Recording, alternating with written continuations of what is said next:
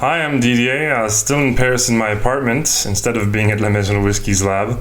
But the weather is getting nice out, so we are going to talk to someone today about the tipunch. And this person would be Kate, who's usually in the US representing La Maison du Whisky, but who's currently in South Africa, I think. Hey Kate, how you doing? Hey Didier, thanks so much for having me. I'm on week 5 of a 7-week lockdown here in South Africa, but it's absolutely beautiful. The weather's great. It's fall here, just about to go into winter. The one problem is that there's no alcohol sales during lockdown, so I'm very thirsty. So thank you so much for inviting me to come on and talk about one of my favorite drinks of all time.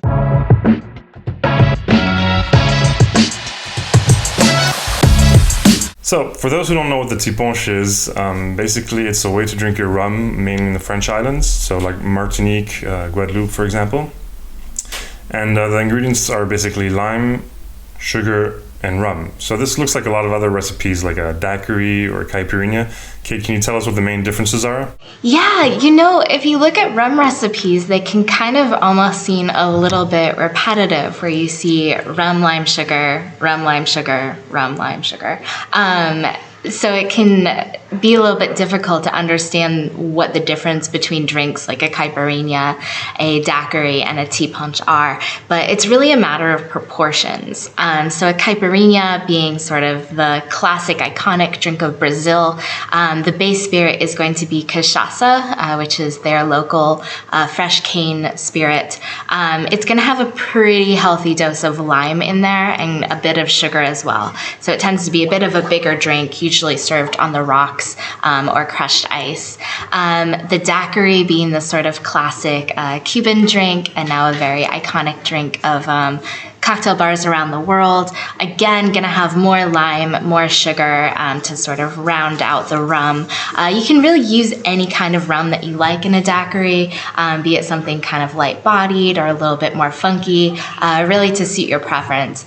The tipunch is a little bit of a different experience, where the rum is the showcase of the spirit. So it's mostly rum, and we're using rum agricole from Martinique or Guadeloupe with just a tiny little squeeze of lime, just a tiny little zest, and a small dash of sugar. So most of the volume in the glass is going to come from the rum agricole, and it's more of a neat sip or something to enjoy, a small, strong drink versus something that's a little bit bigger, a little bit juicier, a little bit more sessionable.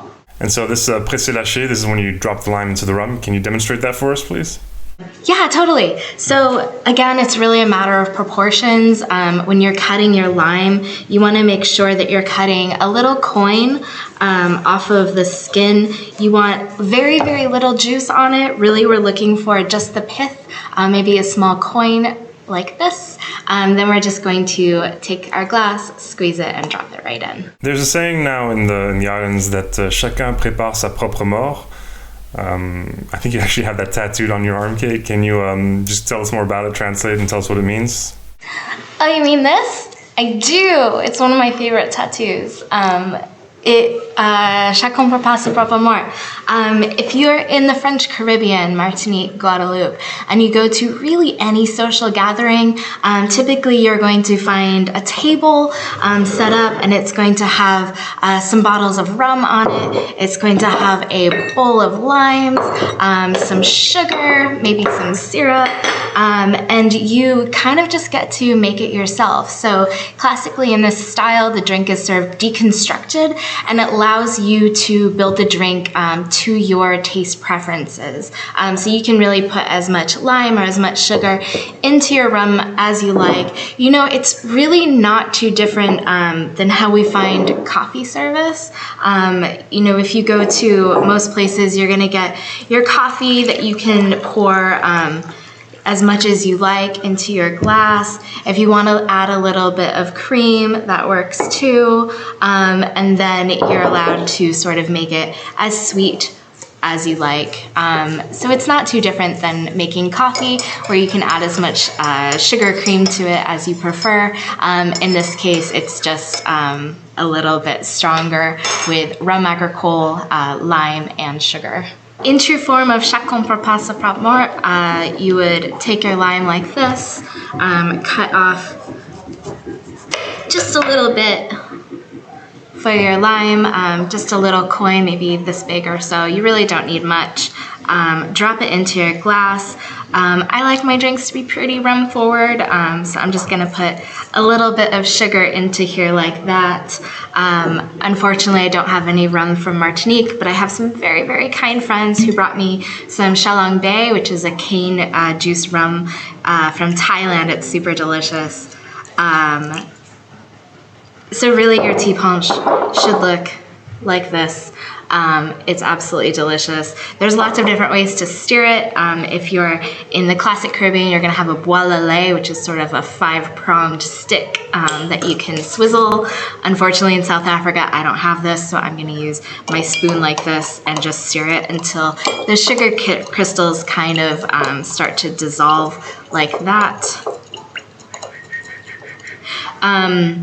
There's kind of a big controversy here, ice or no ice. I'm a purist, I like no ice. I like my tipunch just like this. But hey, you know, drink it as you like it. This drink is really catered to your preferences, as sour, as sweet, as cold as you like it. So if you want to put some ice in there, I don't judge, you do you. Okay, and so beyond the doses, there's a lot of variants that you can make. For example, I have a friend from the Martinique who brought me back some surette cochon, which is a kind of a candied berry that they use instead of the sugar for preparing their tipunch in the holiday season. Can you tell us about some other variants that you know? There are a couple different variations of syrup. If you find syrup de canne, oftentimes this is sugar crystals like this that are rehydrated, so almost like a simple syrup, but from very good quality sugar from Martinique. You can also find sirop de batterie, which is sugarcane juice that's been boiled down until it gets really concentrated and kind of sticky. I much prefer that syrup, but it's quite difficult to find off of the islands. But yeah, either way, most of my French friends will drink tipunch using raw crystals like this, and I kind of agree that it tastes better. Well, Kate, thanks a lot for answering all these questions. I hope you get back to the US safely soon enough. Thank you so much for having me on, Didier. I hope to join you for a tipunch in person soon. Cheers. If you like what you see on our channel, give us a thumbs up, follow us for more. And the question of the day is, well, how do you make your tipunch if you make them? Let us know, give us your recipes, and see you next time.